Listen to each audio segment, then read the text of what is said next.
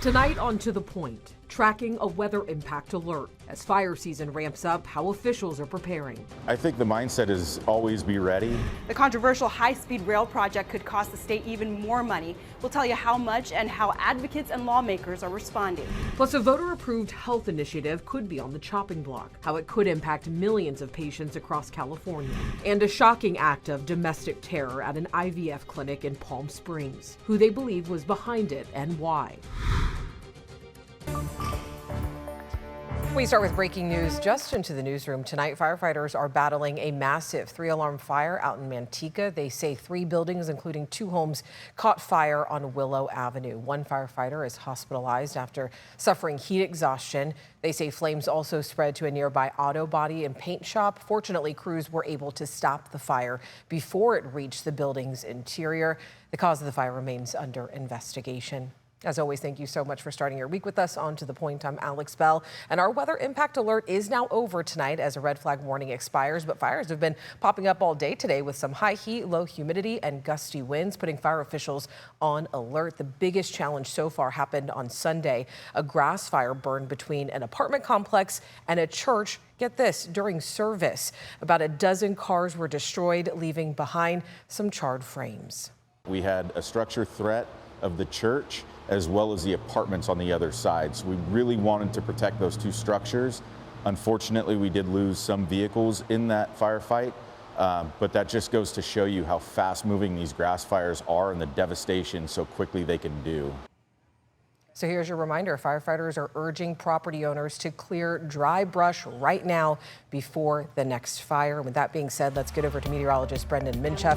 Brendan, what should people know right now tonight? Yeah, well, as you can see, that red flag warning has been dropped a couple hours ahead of schedule. It was dropped just around 6 o'clock this evening, so maybe half an hour ago. As we kind of take a look at some fire weather conditions, if it's yellow or red, that means we're meeting those conditions, and you can see we're not at this point across much of the area. We're pretty close to it for places that are yellow, but this is because that wind is coming down.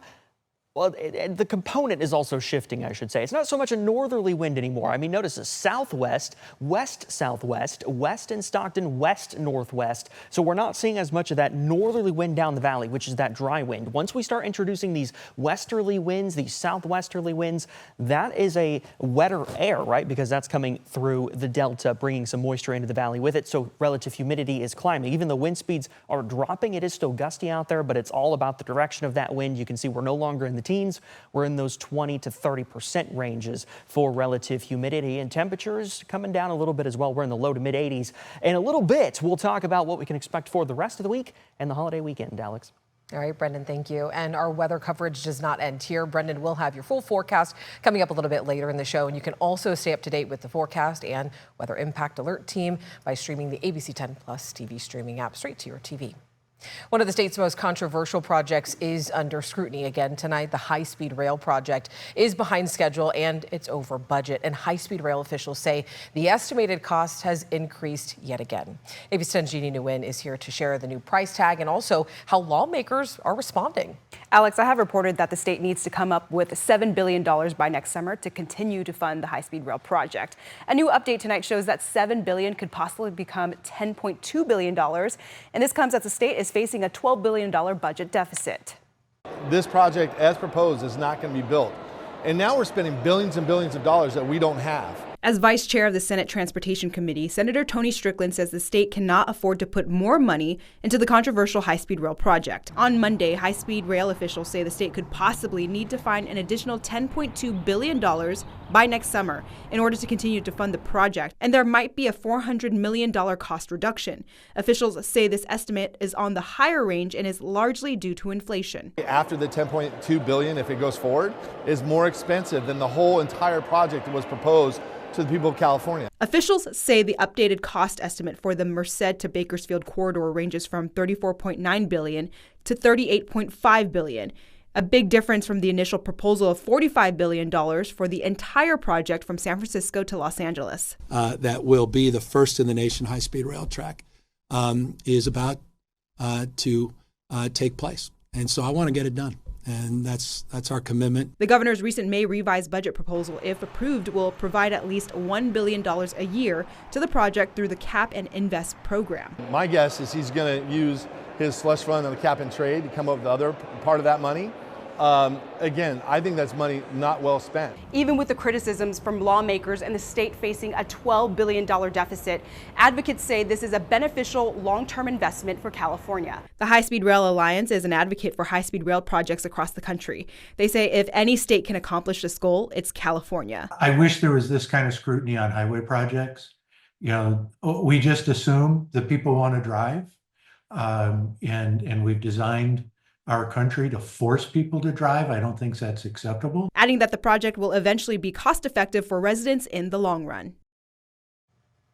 Now, we reached out to the chairman of the Senate Transportation Committee for comment. Senator Dave Cortez's office was unable to provide us a comment. Alex. And Jeannie, we know that federal funding for this project has been threatened, but from what we understand as well, a lot of the funding actually comes from the state too, right? Yes, Alex, but state money could also be threatened. Now, Senator Strickland did introduce a bill that, if passed, would take the money that High Speed Rail is getting from the Greenhouse Gas Reduction Fund, and that would go towards the motor vehicle fuel account to help reduce the gas tax. And of course, that bill is currently making its way through the state legislature. All right, Jeannie, thank you so much. And I also want to mention that we have an in-depth look at the High Speed Rail project on the ABC 10 Plus TV streaming app.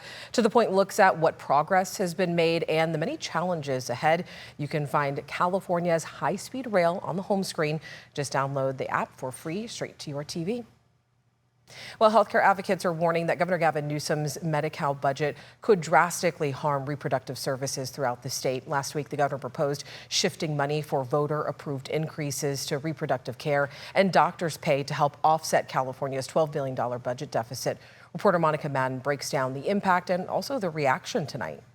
Last November, voters approved increases to Medi-Cal doctors' pay and reproductive care through Prop 35. But now Governor Gavin Newsom wants to redirect the $1.6 billion it's generating to help offset the state's budget shortfall. We've got a spending problem, and that's why we need to make these adjustments in the Medicaid budget. Newsom is also pitching taking $500 million from the state's tobacco tax. In 2016, voters approved using that money for similar services related to women's health. Planned Parenthood California says these cuts would effectively defund their services in the Golden State. Anything from cancer screening to family planning and abortion services. Shocking to hear that this governor is proposing cuts that are this deep and this devastating. Nearly 70% of voters approved Prop 35 on its promise to help with long wait times for Medi-Cal recipients. Reimbursement rates for Medi-Cal are so low that many doctors don't want to accept those patients. We can't claim to defend reproductive freedom and be a reproductive freedom state while dismantling the infrastructure that makes the freedoms real. Women's Foundation California says the cuts will harm not just health care for an underserved population,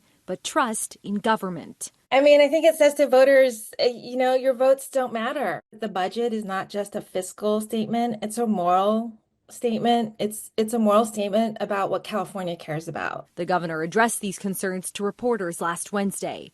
Absolutely am committed to any adjustments that we can make in partnership with the legislature to address those anxieties in the spirit of our support that has historically been placed, but the burdens that have been placed on us by Prop 35. Noting the budget doesn't have to be finalized until June 15th. I am mindful of where we might be with the Trump administration and look forward to working with the legislature. In Washington over the weekend, the House Budget Committee voting to advance President Donald Trump's One Big Beautiful Bill Act. It comes after several GOP hardliners blocked the measure from moving forward on Friday. The bill includes a spending increase for immigration enforcement and military. It extends Trump's 2017 tax cuts and includes a series of cuts to Medicaid, food assistance, and clean energy. Next, it moves to the House Rules Committee with a vote expected later this week. A major health update from former President Joe Biden. He has revealed that he's been diagnosed with prostate cancer, which has now spread to his bones. The former president today sharing this picture online, writing, "Cancer touches us all. Like so many of you, Jill and I have learned that we are the strongest in the broken places. Thank you for lifting us up with your love and support." Biden has a Gleason score of 9 out of 10, meaning the cancer is more likely to grow and spread quickly. Biden's office says that this will represent a more aggressive form of the disease, but the cancer appears to be hormone sensitive, which allows for effective management. Still ahead onto the point, a suspected terror attack rocks a Palm Springs fertility clinic. What we're learning tonight about the alleged suspect. Plus, a former MLB player on trial for murder, what Daniel Serafini's defense team and prosecutors revealed in court just today.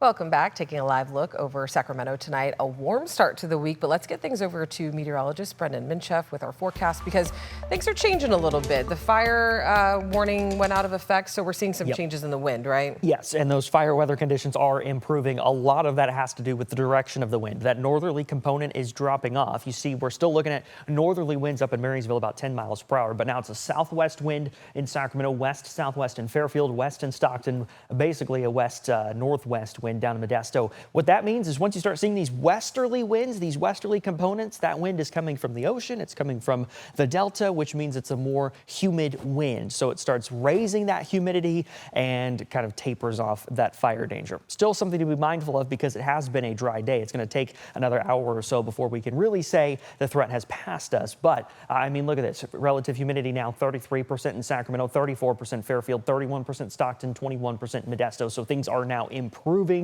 across the valley, and this is good news. Also, it's helping that we're starting to cool off. We made it to 91 today in Sacramento, 92 Stockton, 89 in Modesto, 70s and 80s in the foothills. We're currently in the low to mid 80s in the valley, 85 in Sacramento, 82 in Elk Grove, 87 Stockton, 86 Manteca, 88 in Modesto, 84 Tracy, low 80s right now out in Fairfield at 81 degrees. A lot of that has to do with that onshore breeze, and that's what's going to continue for the next few hours. The winds do taper off through the overnight hours, and tomorrow the winds pick up briefly out of the north, but then another stronger Delta breeze by the time we get to Tuesday afternoon and evening. So to start the day on Tuesday, clear skies, those winds dropping. We're going to be in those mid 50s across much of the valley. Tuesday morning, by Tuesday afternoon, another warm and sunny day. Upper 80s, low 90s, 88 in Sacramento, 90 in Elk Grove, 87 Stockton, 90 Tracy, 91 Manteca, 89 in Modesto, 88 in Vacaville, 87 Fairfield, 70s and 80s in the foothills. High pressure starts to move closer, so temperatures are going to climb as we go through midweek, but it never really builds right overhead.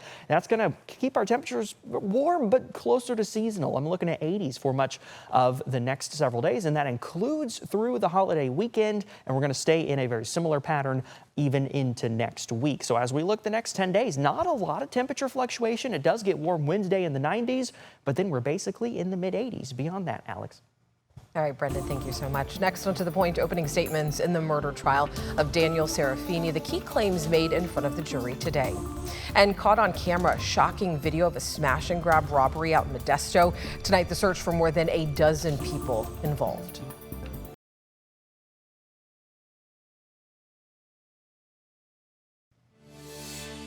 Some shocking video out of Modesto. Surveillance video captured the moment a vehicle smashed into the front of Side Jewelers. Within seconds, dozens of suspects ran inside, some with hammers, one even slipping on broken glass. 4 people are now behind bars. Officers are searching for more than a dozen others involved. Police say this may be the same crew behind similar smash and grab robberies from the Bay Area to Beverly Hills. New details tonight about a car explosion at a Palm Springs IVF center. Authorities are calling it the largest bombing investigation in Southern California history. And now the FBI is sharing who they believe is responsible. Jacqueline Lee reports from Los Angeles tonight. Hundreds of officials swarmed Palm Springs over the weekend after what they call an act of terrorism. A car exploding in the parking lot of a fertility clinic. We were running toward it to see if everybody was okay.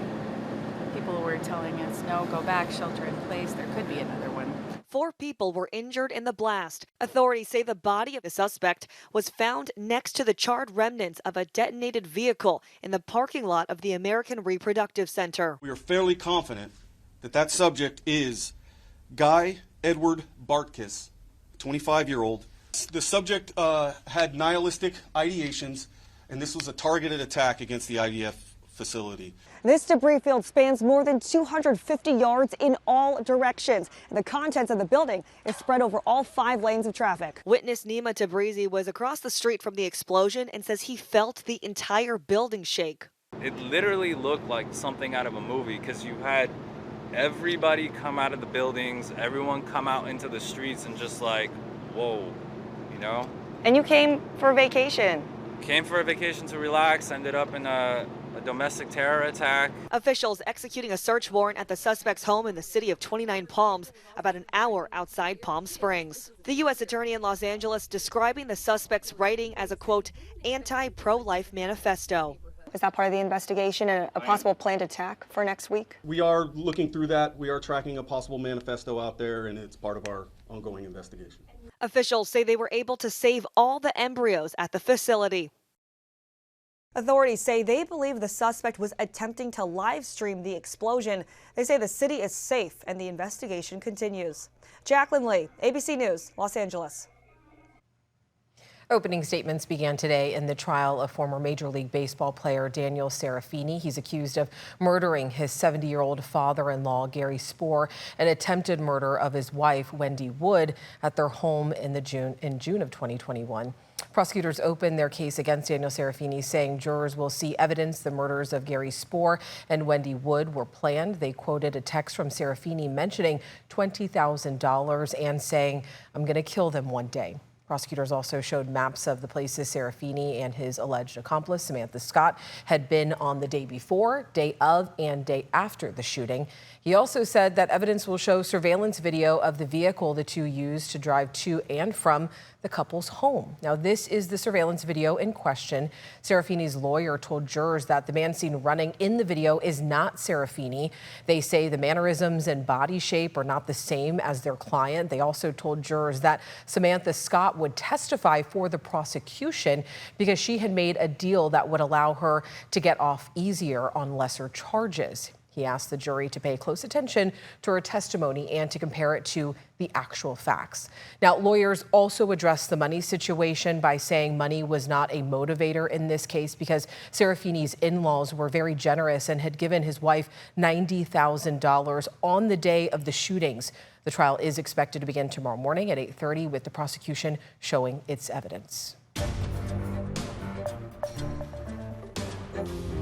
Turning now to the war in Ukraine, President Donald Trump says negotiations between Russia and Ukraine to end the war will start immediately. Trump says those talks could happen at the Vatican. And it comes as the president today spoke with Russian President Vladimir Putin on the phone for more than 2 hours. Trump says the call went very well and says there is an economic incentive for Russia to end the war, pointing to the possibility of large-scale trade between the U.S. and Russia. And I think some progress has been made. It's a terrible situation going on over there. 5,000 young people every single week are being killed. So hopefully we did something. Ukrainian President Vladimir Zelensky today said that he reaffirmed to Trump that Ukraine is ready for a full and unconditional ceasefire. He urged the international community to maintain pressure on Moscow if it refuses to halt its invasion. The U.S. Supreme Court today ruled that the Trump administration is allowed to end temporary protected status for 350,000 Venezuelans, putting them at risk of deportation. And the decision pauses a lower court ruling that had preserved the protections and let migrants live and work legally due to unsafe conditions in their home country. Critics call it the largest move in modern history to strip legal status from non-citizens. The justices offered no explanation of the decision, a common move in emergency appeals. Next, on To the Point, construction has begun on a popular stretch of road, what drivers need to know, and also how long the work will last. We'll have the details coming up.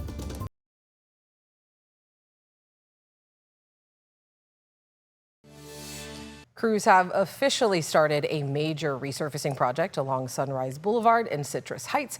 Work is happening along Greenback Lane to Madison Avenue. Work will include road repairs, safety upgrades, and refreshing brick pattern crosswalks. That sounds exciting. Most of the work will happen overnight with reduced lanes and flashing traffic signals through mid-July. And that is our show for tonight. As always, thank you so much for watching, inviting us into your home. If you have something you think me and the team should be looking into, you can always email us at tothepoint@abc10.com. Have a great night, and I'll see you right back here on Tuesday.